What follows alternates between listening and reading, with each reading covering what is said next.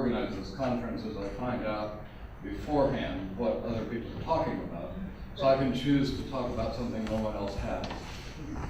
So that's what I will do. One of the things I've been doing for many years is playing with SVG and specifically looking at those things that are difficult to do in SVG.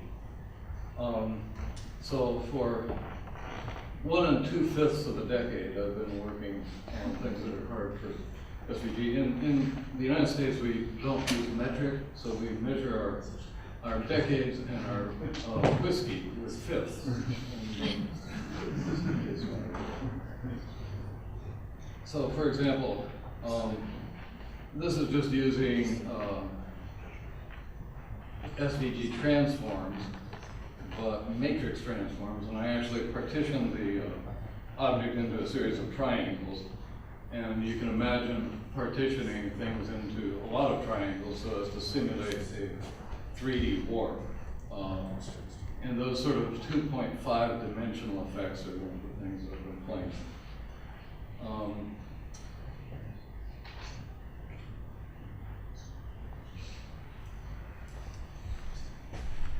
Smile animation is, of course, one of the best things about SVG, which is why the SVG working group sort of dropped it.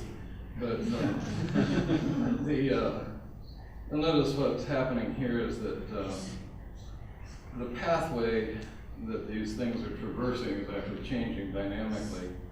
This is being done primarily using smile animation with a little bit of JavaScript now and then. And that's sort of a difficult thing to do with SVG because getting something to recognize where it's going to go next after the path has in fact changed is rather difficult.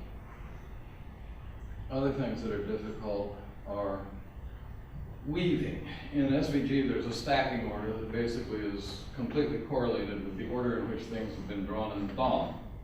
Therefore, something is either on top of or behind something else. How do you get something like a weave where things go in and, over and under? Now, it turns out that the second largest industry in the world is clothing. And why is it that SVG can't mimic the activity of people who do weaving and make clothes? Seems like a natural profession. It seems like a natural sort of marriage between an industry that has needs and a technology which exists.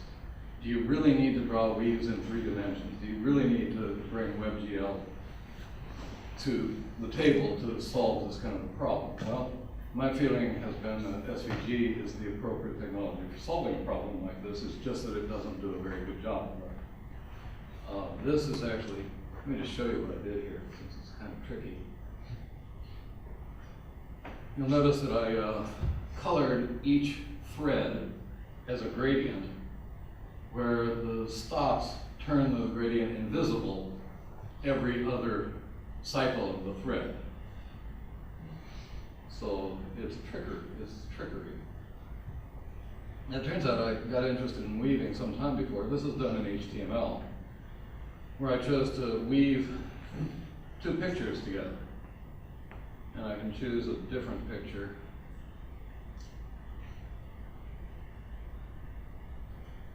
And weave those 2 pictures together, and I can also choose different weaves. There I've got sort of a herringbone stitch, where the threads go on top of or underneath one another. And you can choose a variety of different stitch patterns for weaving your habaneros together with your abstractions. It's a useful thing to be able to weave habaneros together with things. So this is all very practical, as you realize.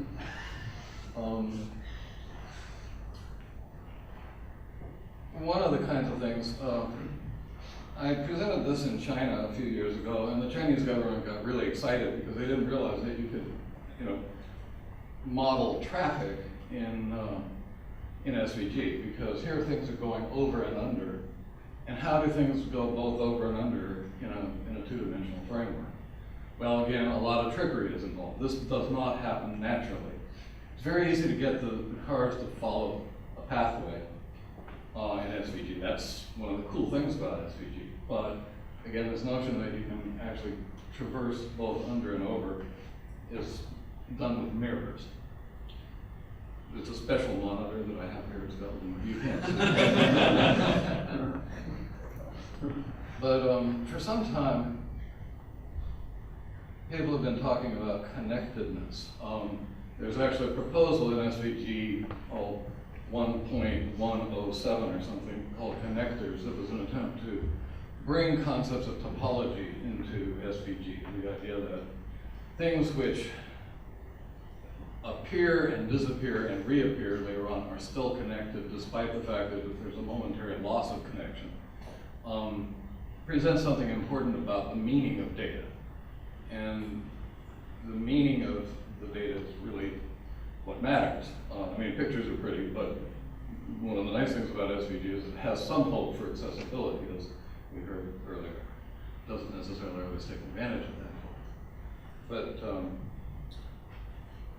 so a number of people, from Chris Lilly to Jean-Claude Massinac to a fellow I just recently discovered who's working on his doctoral dissertation at the University of British Columbia.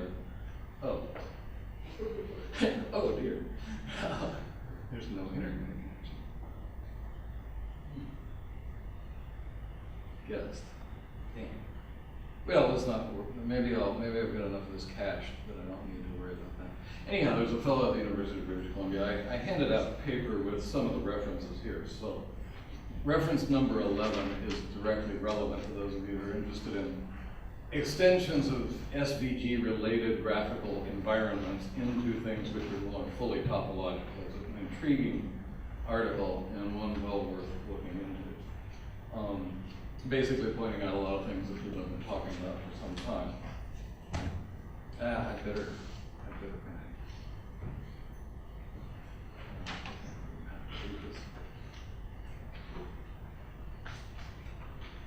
I was connected a moment ago. We'll find out.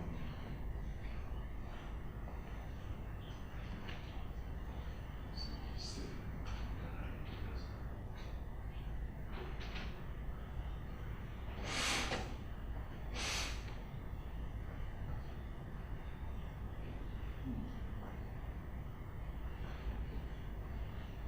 But the idea is, well, I shouldn't talk and think at the same time. That's too many things to do.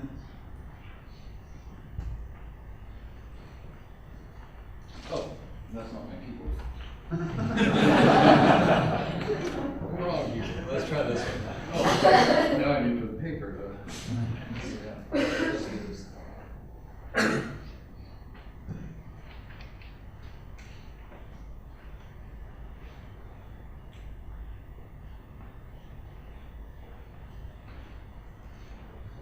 I haven't read those terms. Has anybody? I'm assuming that we can trust them at office. They actually agree to check the weather every day. I like that. Note down weather reports every 4 hours. Okay, so I'm back to here. And connectedness, okay. So here's the classic sort of connectedness problem that's presented itself for SVG people for more than a decade now, and that is, if I draw the boundary between two geographical regions, I don't know if you're aware of this or not, but just about all geographical boundaries are in fact fractal, and they are infinite in length, which means that you need infinitely many points, and ultimately it takes more space than the universe has to store on your machines. But let's say that we simplify the thing down, so we've just got a petabyte of information along each of the simple borders, or along the long borders, but then around the outside we describe the thing with just, 5 bytes of data per curve. In SVG, you have to draw those shared boundaries twice. And that's fairly inefficient, A. But B, if you wanted to animate the motion of a border, let's say that the border is between the duck's head and its beak. and the duck is talking, then you have to animate both edges of that border, and that's inefficient. So the speed of the animation is going to be slowed by the fact that you're having to re-render the shared border. So that's a problem. So it's not just the size that's wasted, it's the redundancy of the declaration. And it's just not parsimonious, and mathematicians don't get things that are not parsimonious. So that's one problem associated with SVG, and people have proposed this notion of a super path, where you'd be able to describe a path as a series of segments of a path, of subpaths. And it makes perfect sense. It's just that you have to put a little bit of topology into the situation, because in this case, if you've got three regions that share, that are all mutually connected, then the orientation of those path segments is going to be different. In other words, they'd be oriented in a clockwise order around one of them, oriented in a counterclockwise order around the other, and then you don't have an orientation that would be consistent on the third thing. So it's not just as simple as concatenating segments and paths together into a superpath. You also have to bring into effect the notion of the orientation of those path segments. But another classic problem is, suppose I've drawn a lake that's on the edge of two borders, two countries, and I have a big city that's drawn near that lake, and I have the lake itself, and the lake has a label, and the big city has a label, but let's say that at a far level of zoom I can't see the small city or its label. But then I zoom in, and all of a sudden the label of the lake and the lake itself are separated by a small city that has suddenly appeared at a different level of resolution. What some geographers have talked about for some time is the idea that it would be awfully nice if you could have attractors or connectors that somehow draw features and labels together, and maybe magnetic repellents that allow labels to repel one another. These kinds of things are things that people have been talking about for over a decade, but the SVG working group has been busy moving things into CSS so that people can animate, titles moving across the screen in HTML, alas. So, but that's one of the classic kinds of problems. Oh, that's my mouse. This is my mouse.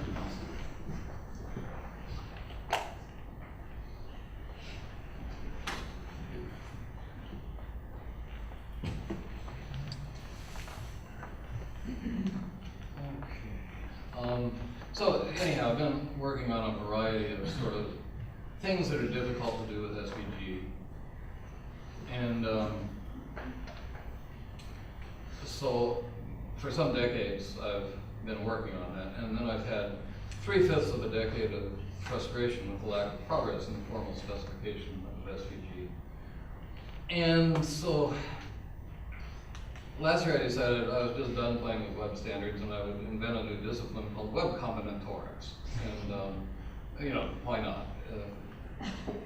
Somebody asked the other day, how many of you know what topology was? Let's go a step further. How many know what combinatorics is? Okay, cool.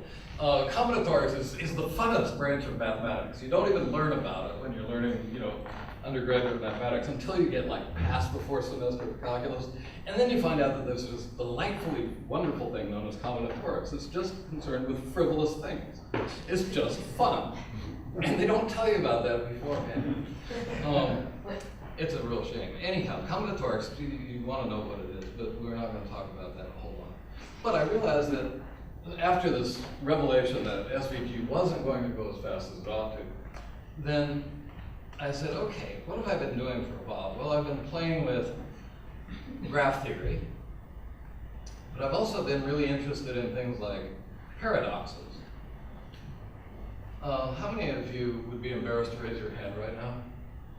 You know what? Few people do that. How many of you think that the set of all sets which do not contain themselves is a set which in fact contains itself? Okay, that's a hard one, right? How many of you think that this is the kind of question that the longer you think about it, the more likely you are to answer yes? I notice you don't shave either. That's right. Okay. So anyhow, paradoxes are sort of interesting things. And it turns out that not only Bertrand Russell was interested in paradoxes, but people like Escher, and in this case on the left, on your left, that's Magritte. Paradoxical drawings have been around for a long time. People are sort of interested in paradoxical drawings. But they're incredibly difficult to render with SVG. SVG was not meant to do this kind of thing. So whenever you have a paradox, the tendency is to draw in something other than vectors, to use bitmaps to try and render these things. And so a natural question is, do you need to use bitmaps? You know, here we have a cat deity,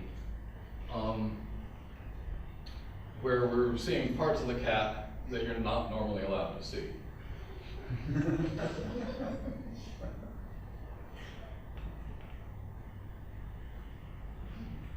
And in some cases, your paradoxes can be in motion. So these are just sort of examples of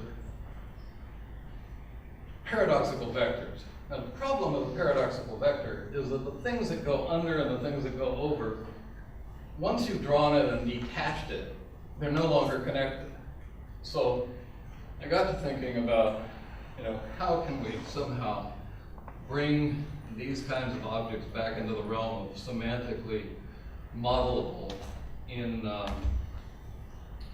SVG or something else.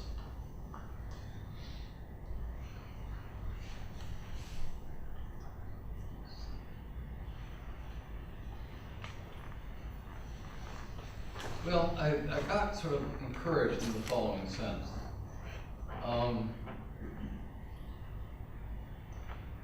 Here's a thing called a planar four-regular graph. You grab a piece of chalk and you start doodling. And whenever you encounter places you've already been, you label them.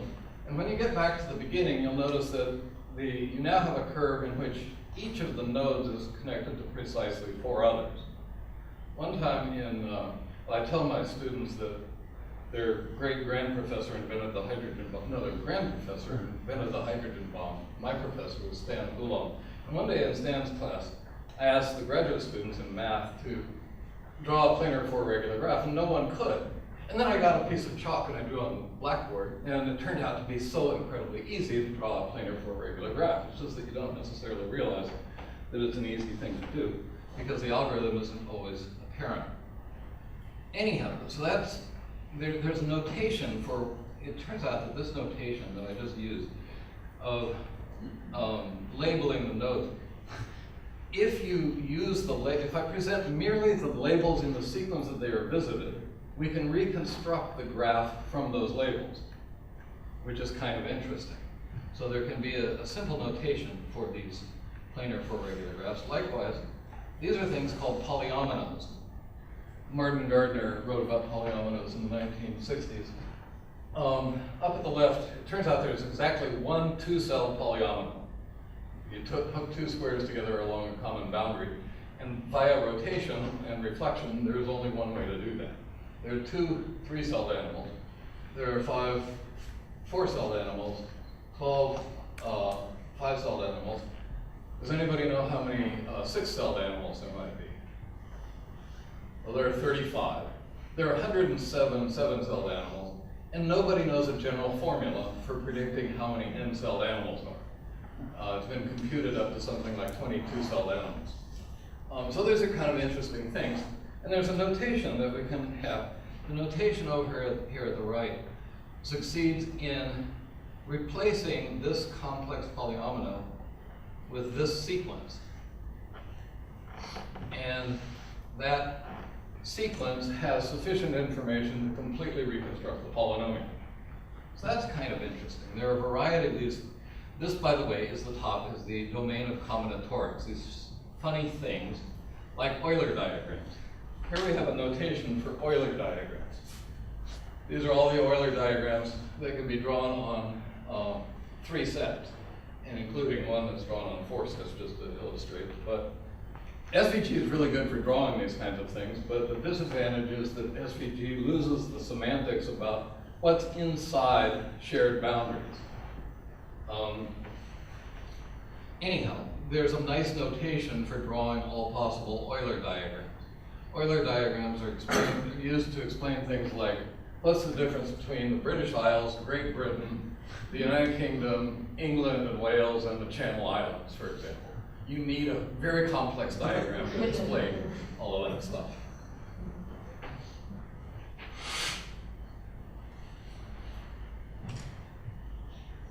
Okay, so one of the questions is, might we be able to simplify the notion of paradoxes? Well, we can think of a certain kind of paradox as being a 4-regular graph from which pairs of nodes have been unyoked.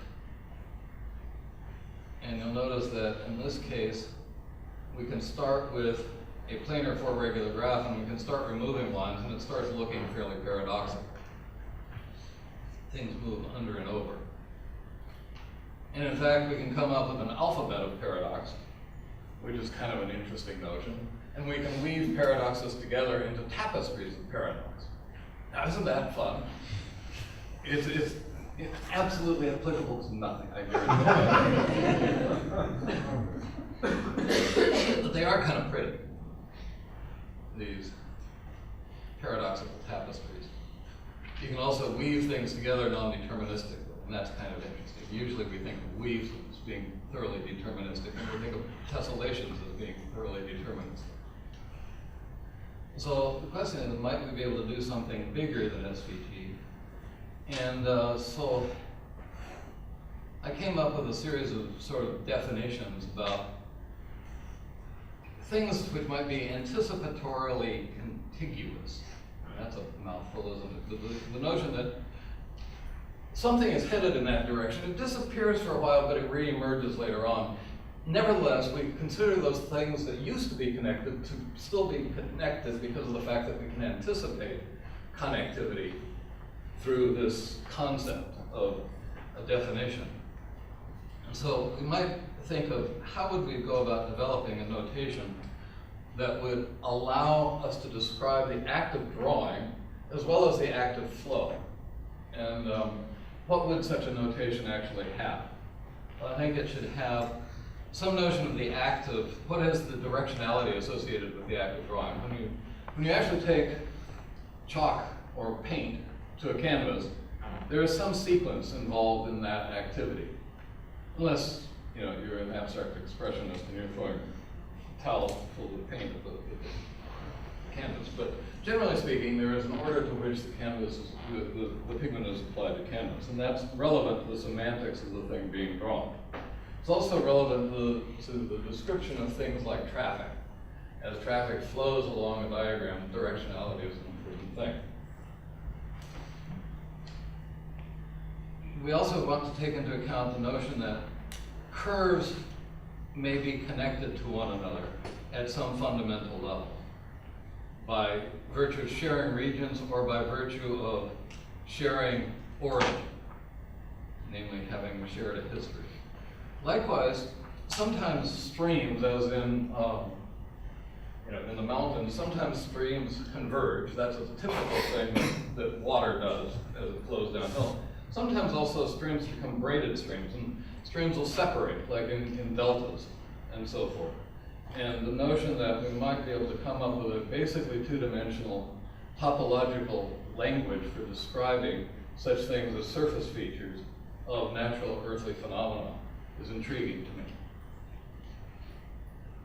So these are some of the objectives that I've kind of identified for what a notation might consist of. And I've done a series of experiments and so forth involving this kind of things, like the notations for tangles. Here's just a description of how you can develop a notation for these things.